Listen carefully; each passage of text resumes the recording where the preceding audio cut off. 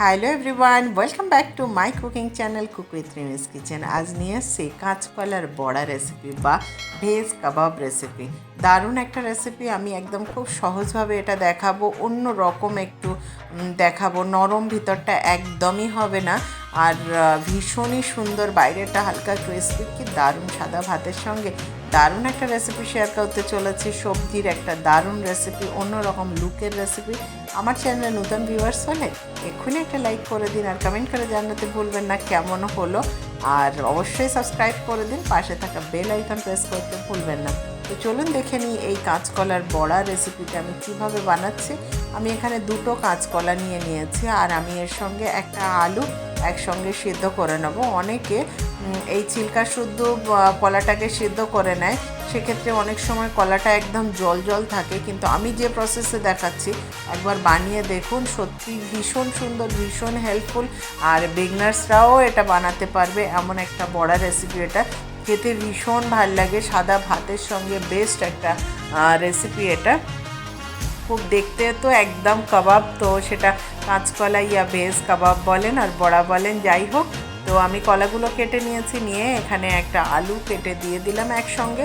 দিয়ে আমি কলা আলুটাকে খুব ভালোভাবে ধুয়ে নিচ্ছি। নিয়ে আমি এটা প্রেশার কুকারে কিছু মশলা দিয়ে খুব 3-4টে সিটি দিয়ে আমি এটা বন্ধ করে দেব। কারণ যাদের প্রেশার কুকার যেমন, সেটা তো জানেন কিভাবে সিদ্ধ হয় আর কি।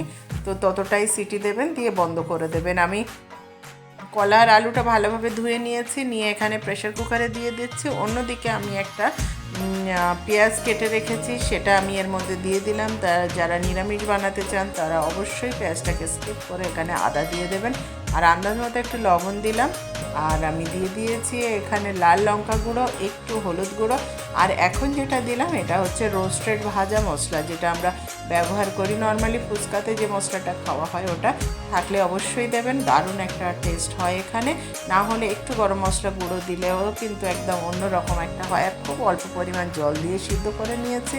নিয়ে কিছুক্ষণ বাদে আমি ফিরে এসে আমি প্রেশার কুকার থেকে এটা বের করে নিচ্ছি। হালকা গরম আছে, একদম ঠান্ডা করলে কিন্তু এটা ম্যাশ করা সম্ভব হবে না, কারণ নূতন আলু তো একটু শক্ত শক্ত থেকে যেতে পারে। তার জন্য হালকা গরম অবস্থাতেই ম্যাশ করে নিলাম হালকা করে, আর বাকিটা আমি হাত দিয়ে একটু ম্যাশ করে নিচ্ছি। খুব ভালোভাবে ম্যাশ হয়ে গেলে হাতে একটু তেল লাগিয়ে কিংবা জলে ধুয়ে নিয়ে হাতটা পরিষ্কার হাতে একটা কাবাবের শেপ দিয়ে দিন, আর কিংবা বড়া যাই বলেন আর কি, তার শেপ দিয়ে দিন। এটা আপনি ডিপ ফ্রাইও করতে পারেন, আবার শ্যাডো ফ্রাইও করতে পারেন।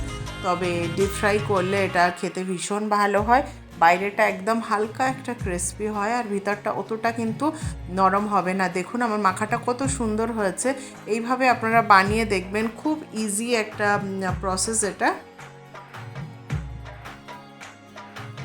আমি এই শেপের কাবাবগুলো বানিয়ে নিচ্ছি। আমি হাতে একটু তেল লাগিয়ে নিয়েছি, নিয়ে আমি কাবাবের একটা শেপ দিয়ে দিচ্ছি। খুব সুন্দর একটা রেসিপি, বাঙালিদের ঘরে ঘরে এই রেসিপিটা হতে থাকে। তবে আমি যে প্রসেসে দেখালাম একবার বানিয়ে দেখবেন, একদম অন্যরকম স্বাদের।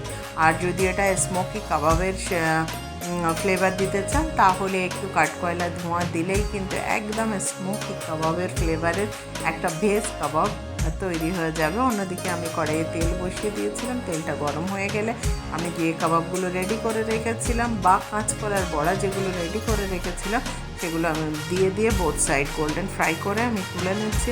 আমার এই রেসিপি কেমন হলো জানাতে ভুলবেন না, আর অবশ্যই আমার চ্যানেলে গিয়ে দেখবেন, প্রচুর রেসিপি আছে, ভেজ ননভেজ সুইট ডিশ প্রচুর আছে। অবশ্যই কেমন হলো জানিয়ে আসবেন, আমার সাথে থাকবেন, আমাকে এইভাবে এনকারেজ করতে থাকবেন।